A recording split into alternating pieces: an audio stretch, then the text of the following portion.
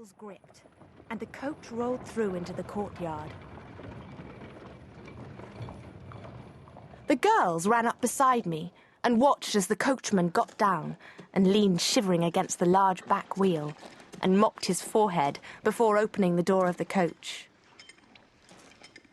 Out there stepped, cool as you please, a skinny old gentleman in black, who looked at the coachman as if to say, "Nerves?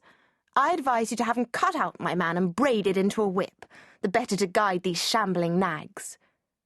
Dusted off the flakes of snow that had had the impertinence to settle on his bony old shoulders, and made his way across the white courtyard, where the darkness was already beginning to pile up in the corners, as if driven there by the wind.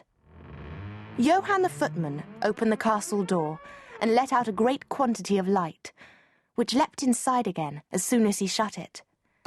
The coachman began to unharness the horses, with many head-shakings and gesturings to the groom, while the girls tried to guess who the visitor might be. They were English, not Swiss at all, though they picked up enough of our language in the time they'd been here to sound like natives. Lucy was 12 and Charlotte was 10, and I wasn't much older myself, but I counted myself more fortunate by far, because I had a mother still alive and a brother, and no grim uncle like Count Karlstein. They had no other relatives, and since their parents had both died in a shipwreck, they had no choice but Count Karlstein or an orphanage.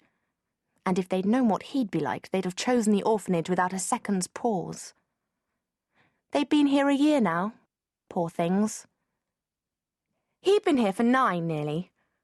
Old Count Ludwig Karlstein, the previous count, had died without an heir, so the estate had passed to Count Heinrich Karlstein, a thin, dark man, much given to gnawing his nails, muttering to himself, and poring over works of German philosophy at midnight in his stone-wall tapestried study. Nothing so bad in those things, of course, but he had other defects, such as a temper you'd have had put down for its own sake if it had been a dog, a vile, sarcastic tongue, and, worst of all, a kind of bright-eyed delight in being cruel, whether it was to a horse, or a dog, or a servant, or a little niece from another country with nowhere else to go. But there it was. He was the master. And, meanwhile, Lucy had remembered who the visitor was. "It's the lawyer, Charlotte, the old man from Geneva. He gave us that dark sweet wine and some cake while we waited for Uncle Heinrich." Meister Highfish? "That's right. Perhaps he's come to take us away again. Can he do that? Do you think he can do that, Hildy?" Hildy, go and find out. Go and listen, please. "I can't do that. They'd throw me out for good, and then where would you be? Just wait and see. That's the best thing to do." Lucy made a face, but she saw I was right, and as it happened, none of us had long to wait, because only a minute or so later, Frau Müller the housekeeper, as surly as a goose, and with the same way of leaning at you with a long neck when she was cross, came bustling in.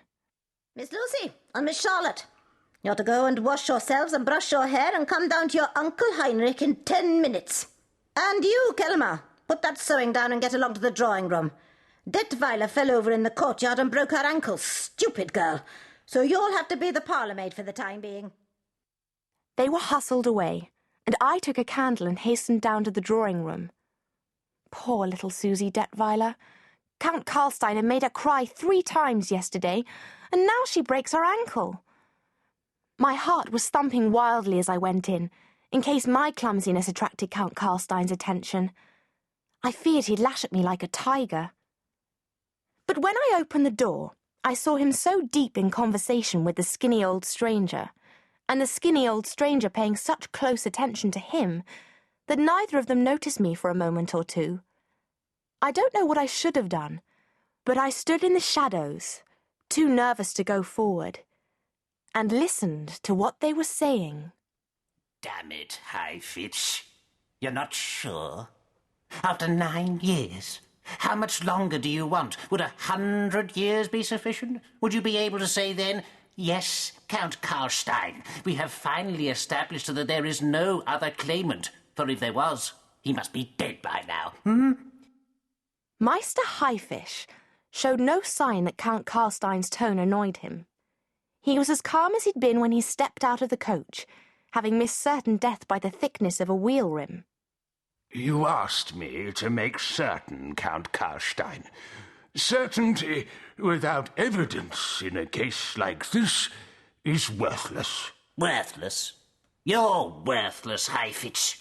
If you can't do better than that, if evidence is all you want, can't you manufacture some, eh? Make it up?